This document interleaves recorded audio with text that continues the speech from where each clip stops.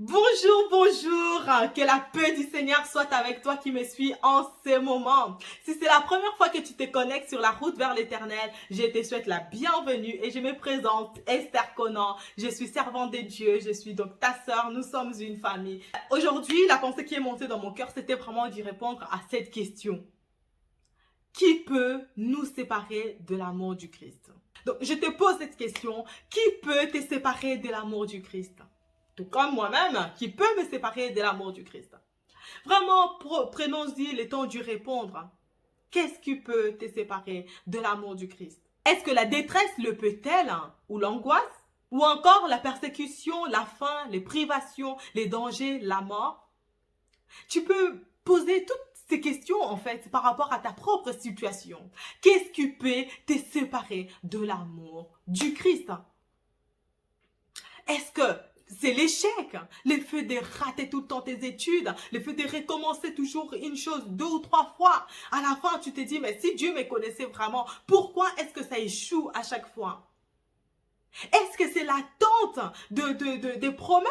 Les promesses tardent tellement que tu te dis, mais Dieu, tu as dit, tu m'as promis des enfants. Mais jusque-là, ça fait 10 ans, 20 ans que je ne vois toujours pas ces enfants-là. Et il est écrit en plus de cela qu'il n'y a pas de femme stérile dans ta maison. Comment se fait-il que jusqu'à maintenant, ça tarde? Est-ce que la maladie?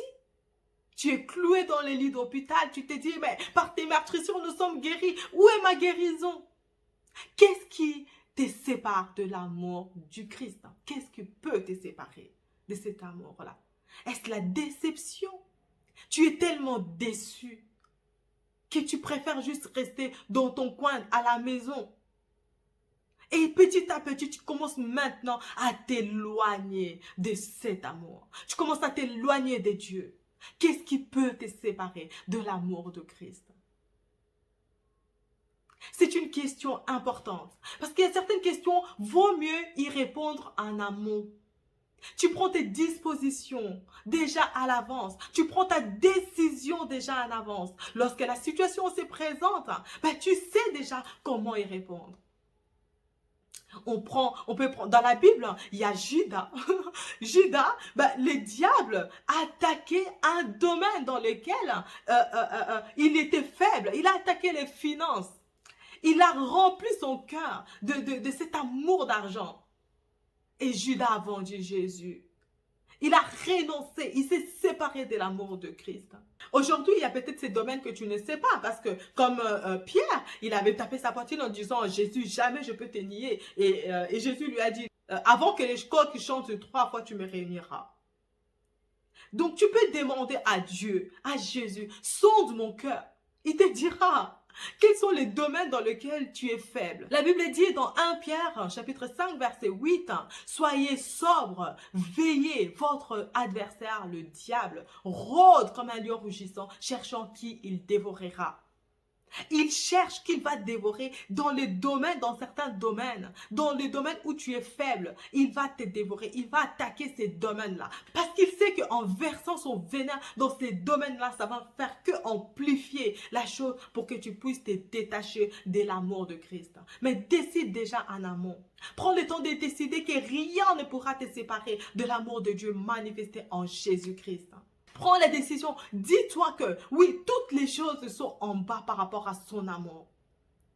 Il a donné sa vie pour que toi et moi, nous puissions être sauvés.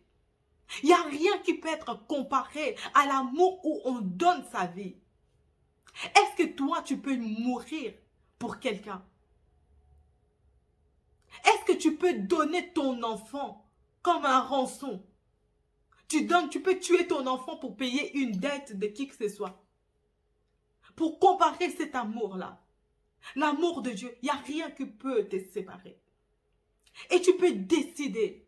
Tu décides déjà de maintenant qu'il n'y a rien qui puisse te séparer de cet amour de Christ. Et peu importe s'il y a une situation qui se présente, souviens-toi que tu as donné ta vie au Seigneur et que ta vie ne t'appartient plus. Ton corps est le temple du Saint-Esprit. Christ étant le propriétaire de ces corps-là, tu n'as pas le droit de faire n'importe quoi. Tu n'as pas le droit de l'amener n'importe où. Il t'a juste placé là comme un gardien. Il a dit garde ton cœur plus que toute autre chose, car de lui viennent les sources de la vie. Tu es juste gardien de ton cœur, de ce qui rentre dans ton cœur. C'est toi le gardien, c'est toi le responsable. Ça, c'est ton rôle à jouer.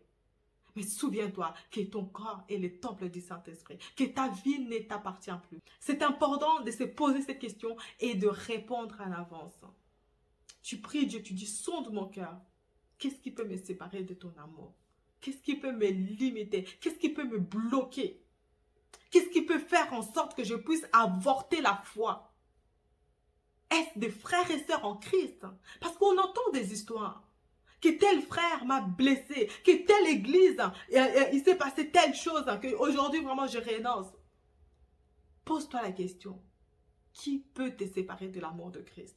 Et réalise cet amour de Christ-là. Il s'est donné sa vie pour toi, pour moi. Personnel. Et il a dit, le salut est individuel. Ce n'est pas collectif. Parce que si c'était collectif, c'est avoir raison d'argumenter que oui, à cause d'un tel, j'ai abandonné la foi. Mais c'est individuel. Lorsque Dieu t'a sauvé, il t'a sauvé individuellement. Mais grâce à toi, ta famille sera sauvée. Crois au Seigneur Jésus et tu seras sauvé, toi et ta famille. Tu portes le salut de ta famille. Lorsque le diable s'acharne sur toi, parce qu'il sait que c'est toi qui es la porte pour le salut dans ta famille. Tu subis tous ces combats parce que tu es la porte, tu es la résurrection de ta famille, tu es la vie pour ta famille. Alors le diable s'acharne sur toi. Pose-toi la question, quel est ce domaine? Est-ce que c'est justement ta famille qui t'éloigne de l'amour de Christ? Tu es tellement persécuté. Tu vis tellement des injustices que tu te dis, mais Dieu, est-ce que tu vois tout cela? Qu'est-ce qui peut te séparer de l'amour du Christ? Nous sommes arrivés à la fin de notre vidéo. En tout cas, je sais que le Seigneur t'a parlé, que cette parole t'a béni. N'hésite pas, ne le garde pas pour toi tout seul. Partage-le afin que tu puisses bénir d'autres personnes à ton tour. Et n'oublie pas de commenter aussi pour nous faire bénéficier de cette grâce qui repose sur toi. Que Dieu te bénisse. Bye bye, à la semaine prochaine.